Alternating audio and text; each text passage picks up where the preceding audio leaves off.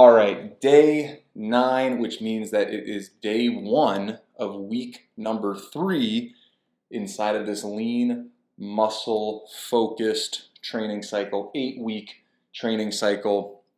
So it's moving fast in my opinion, and the workout today is excellent. Now these first 2 weeks, to jump into it, these first 2 weeks are a great opportunity to gauge where am I at? How is my body feeling with the work? Do I need to make adjustments? Things like that. And although this workout is lovely, we've got the prep work, we've got the strength work, and then we've got this finisher, although all of that looks excellent, today I'm just, I don't know if it's not really a lack of motivation, I just don't know if I'm feeling like doing this whole damn thing. My body feels really good. I will say that Friday was the session, the interval strength work, tempo pull-ups, and then lunges on one side in one of the interval sets, and then lunges on the other side. I have a lot of asymmetries. I talked about this inside of that session.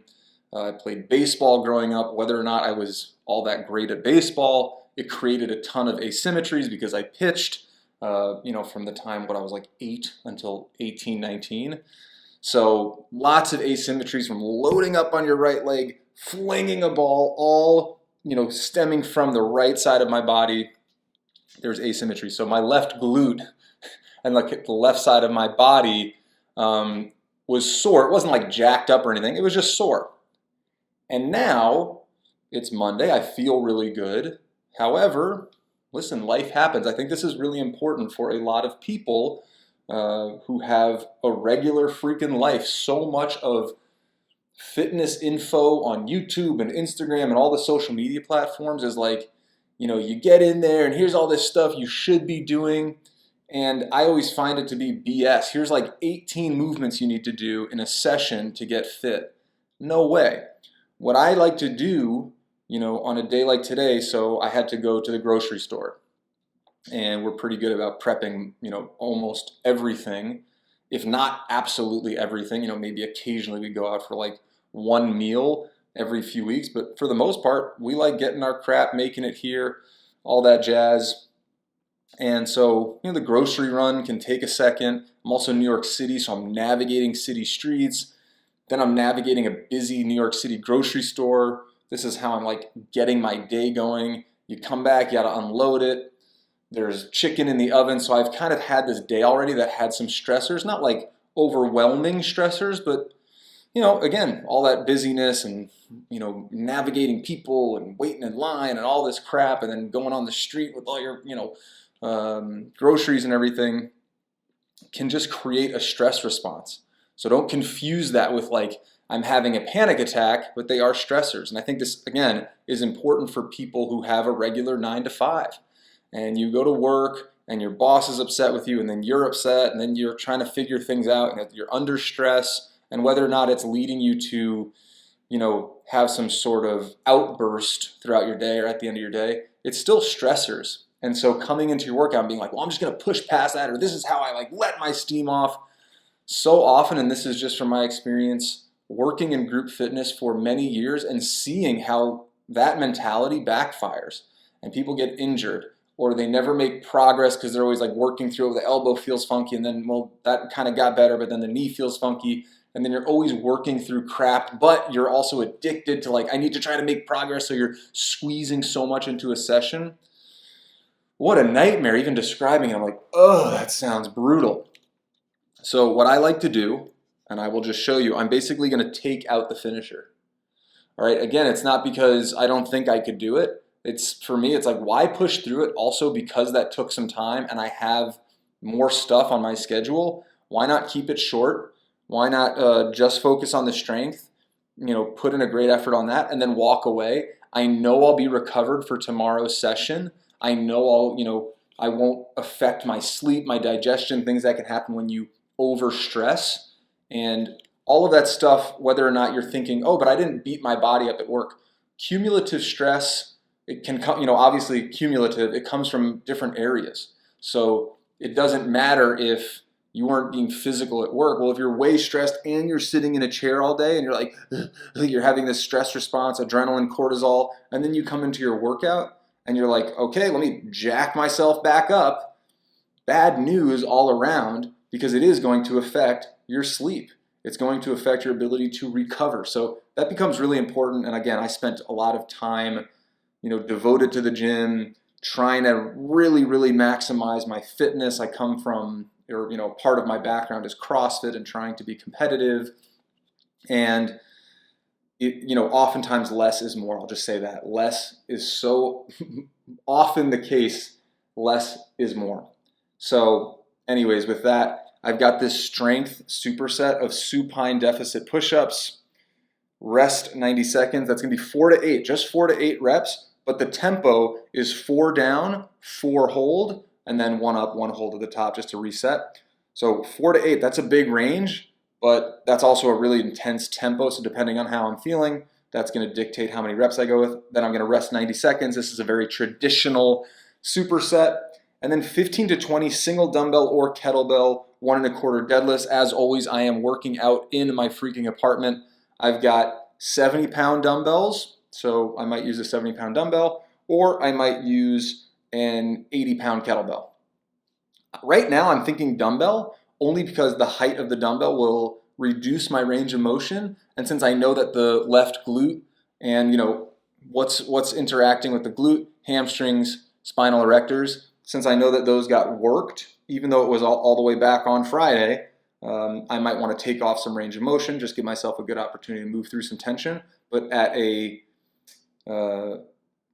in a style with a texture that isn't so taxing. So that's basically what I'm going to do. And usually I'll give myself the range of 4 to 5 sets. Because I'm only going to do this, or that's how I'm feeling right now, I guess we'll see when I get there, I might bump it up to 6 sets and just give myself that extra little set mentally that makes me feel like, okay, I did a really, really nice amount of work. I did extra strength work. It makes me feel better about skipping that last part. And we've got some good prep work on the front end, some good range of motion stuff, some good loading up of primary movers and everything like that. So I'll leave it there because, gosh, this is already a long intro. But I thought it was important to just describe the reason why I make this adjustment, or why I'm making this adjustment. There's a gazillion reasons why we all need to adjust our fitness practice, and I think it's really important to recognize. Also, my last thing is that I'm just doing 2 exercises. That's all I'm doing today, right? So when you see a program, some bodybuilder, puts out a program like, hey, it's chest day, and let's say they wanted to do something like this. It's chest day, and it's hamstrings and glutes. And so let's do, chest flies, and then let's do, push-ups, and then let's do bench press, and then let's do RDLs, and then let's do Bulgarian split squats, and then let's do sumo deadlifts. Like, why are you doing all of that? They're all working the same primary movers. It's just a huge waste of time to bring yourself up in like 3 to 4 sets and then move over to something else, reacclimate with regard to motor control, all those things on another movement, when you could just hammer 2 movements and milk those for everything they're worth. Then you're saving a ton of time, and in my mind, you're actually getting more benefit, because I don't know anyone who has a traditional 9 to 5 who's able to spend that much time in the gym, even if they love fitness. And ultimately, it just doesn't get you the results you're looking for, because you're not being efficient in the gym, you don't have nearly enough time to recover, so you get really jacked up in the gym, you actually weren't able to eat enough because you've expended so much, now you reach for the junk, you reach for the crap, you don't get good sleep, your digestion is all messed up, and then you fall off and you go through these horrendous, peaks and valleys of like, made some progress and feeling really good, and then like, ooh, I'm trashed. And those times of being like trashed and not making progress get longer and longer and longer. So why not keep it efficient? Why not go 2 exercises and really hammer them? Now I'm done. Now we can get into the fitness. As usual, you are catching me on set 3 of the prep work circuit, and got some good movements in here. Maybe just this one that you're not as familiar with. Straight arm chest fly. So you'll see I'm using 4-pound dumbbells because the tension on the anterior delt and the pec is really, really intense. So I really want to lock the elbows, get into that same good bench position. But as I go down, I continue to punch out with my elbows to keep them locked. And in this bottom position, I'm really letting the dumbbells pull me and stretch the anterior delts and the pecs. I'll probably go a little faster on these next reps, but this is where you can even feel, because of the elbow extension, you can feel that stretch all the way through the biceps.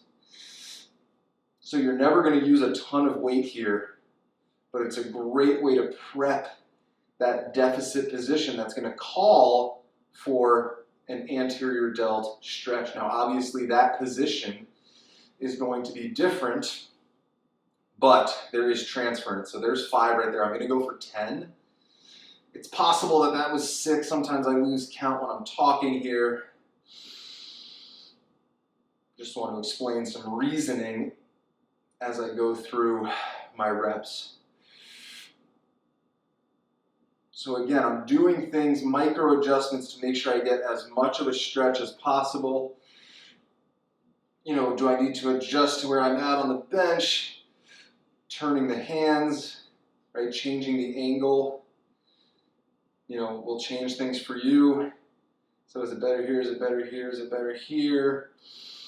Those are good questions you can ask yourself, and that's why I say, you know, micro adjustments, they can be really important, right? Your feet being straight forward versus turned out in a squat can make all the difference with regard to your depth. So, you know, if you have shallow femurs versus, you know, my femurs go in pretty deep into my hip socket, I need to turn out because otherwise there's going to be so much friction in between the two that I'll be stuck here if my feet are forward in a squat, whereas if I turn out slightly, I'll get some nice depth. All right, with that, we're starting obviously with something that's focused on the press. I have this little orange thing here because I live in a New York City apartment. The floors are classically uneven. So I've got this little thing here to stabilize the bench. And what I like to do, I'm going to get single leg hip thrusts, 8 per each side, about 2-second hold at the top. I like to find my top position first. So this is where I will start and end the movement. Once I get to that good position, feet come together for the single leg variation because obviously I'm going to lift one leg, drop the hips to the floor, knee comes up as I get to the top. So let's hold there for 2 seconds. Didn't really do that on the first one. Woe is me, I think I'll be okay. But just getting some good glute tension.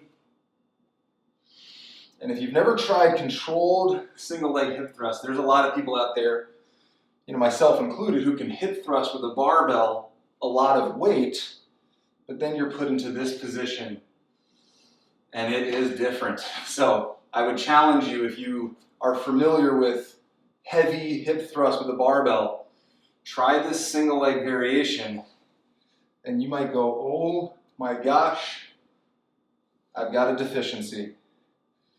Again, I'm going to go with the 2-second pause at the top. I didn't do that on the first rep on this side either.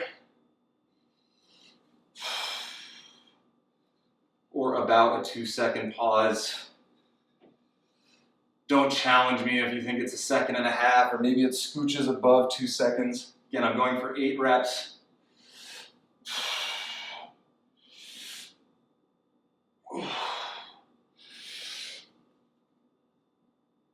Oh yeah.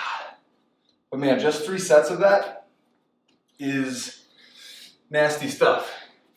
Really quick, putting away the bench, I will not need it.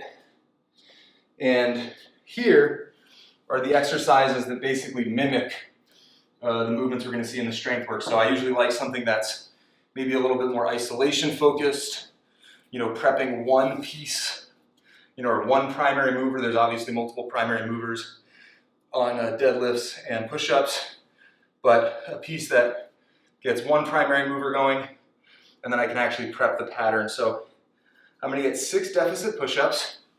I'm going to hold at the bottom for 2 seconds, just skimming on the floor so I can feel, you know, hairs on my body touching the floor, but I'm not. If I was pressed in, it would look like this.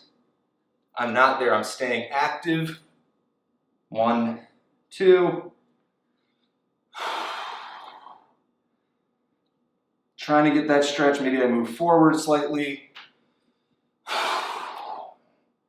But really loading up this position. And the bottom especially is important there, in my humble opinion. What I'm doing next is single leg deadlifts. I am going to use the 40s. So I started with body weight, went to 20s, and now we got the 40s contralateral. So I started the hip thrust on the left leg, so I will also get the single leg deadlifts started on the left leg.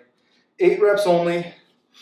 You know, I've got a good amount of volume on the 1 1/4 deads in the strength work, but 8 on each side, we're getting 16 total reps, so it about equals the total volume, if you want to think about it like that.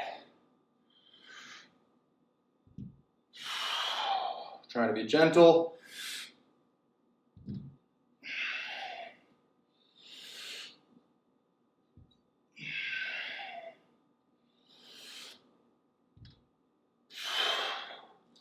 And you'll notice I'm wobbly. I like to think I usually have some pretty solid balance. What's nice about, you know, any exercise variation that flaunts balance, you can see and check in with your level of fatigue. So it's a reminder that I'm feeling really good now. Obviously, once the prep work gets going, you start feeling really solid. So I can say, hey, I'm feeling good enough to hit that finisher. Well, let's go with my gut on the front end. Even if I'm feeling good, let's go with my gut and listen to that and say, all right, even though I'm feeling really solid, there's obviously still some soreness in the hamstrings and glutes that's causing this wobbliness. And that's for every individual to gauge. On another day, you might see way more stability.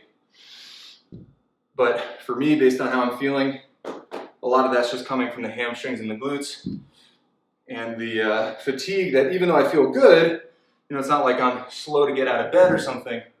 So even though I'm feeling good, I know that there is some fatigue, and you want to be able to look at those patterns and those signals so that you can recognize, oh, even though I'm feeling all right, this could easily become not all right. So hopefully that makes some sense, but you want to be able to get better and better at making these judgment calls with just a quick little, oh, didn't get quite enough sleep. Ooh, I'm a little underfed. Oh, my balance isn't quite there. Yada, yada, yada. So just a good reminder, it confirms, or it allows you to adjust. But I think for me, that confirms my initial thoughts around how I should approach this session. Just focus on the strength work, get out, make it efficient, enjoy my life. I'm either gonna go with 5 or 6 sets, and then that's gonna be it. So depending on where I'm at, you will see me on either set 5 or set 6. And I can't wait to show you how good those reps look. I'll see you there. Here I am on set 6. I am indeed going with 6 sets. Like I said at the beginning, just, you know, I think mentally feels good to get that extra strength set, knowing that I'm skipping the finisher. Not that I would need to do this, but since I am feeling good enough to do it, why the heck not? And I can give myself a little extra pat on the back. So I got about 5 seconds. I went with the lowest end reps. Again, that allows me to push it out for more sets. So I'm going for 4 reps here. 4-second eccentric, lowering phase, and then a 4-second hold at the bottom in that stretched position. So you'll see I come forward a little bit because of the pressure on the wrists in the supine position. 4 quality reps.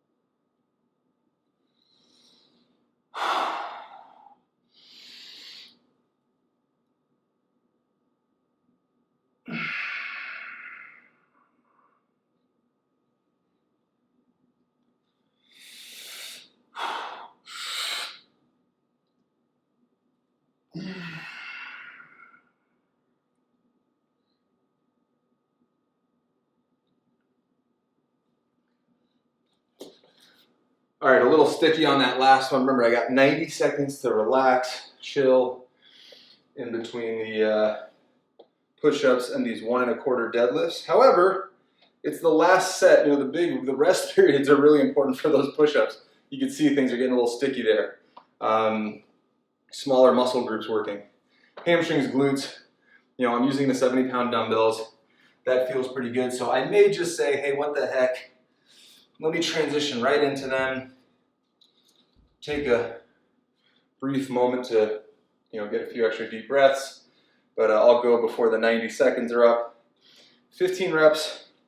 You'll see nice control. Occasionally I have to like kind of pump up the dumbbell to re-grip. But other than that, should have a nice amount of control on it. Starts from the top. All right, so this is the starting position. With the 1/4 rep, that's 1. So again, 15 reps.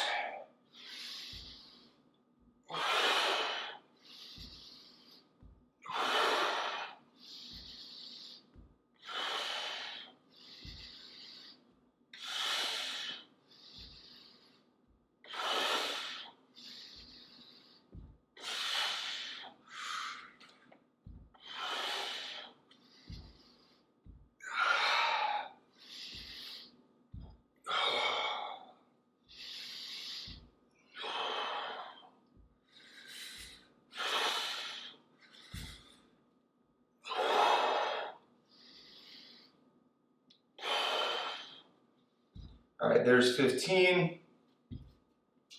And what a great expression of less is more.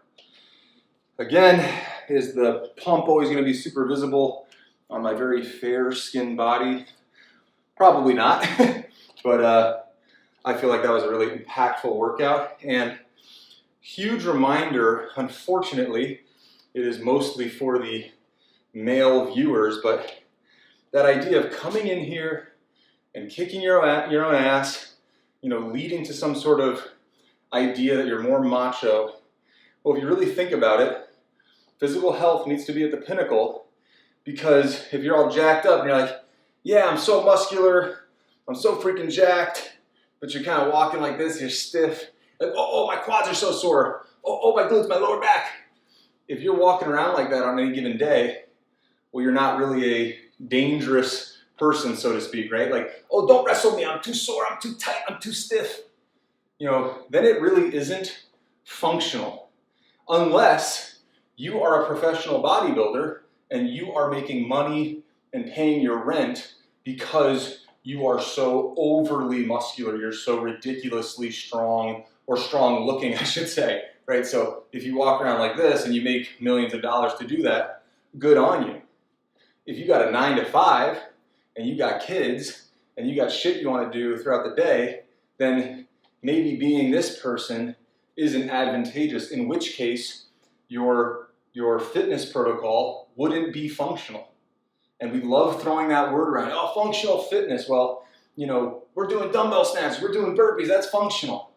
But if you're doing them to the point where you're so jacked up physically that you can't move the next day, or you need to foam roll for 45 minutes before you even do anything physical, then it isn't functional.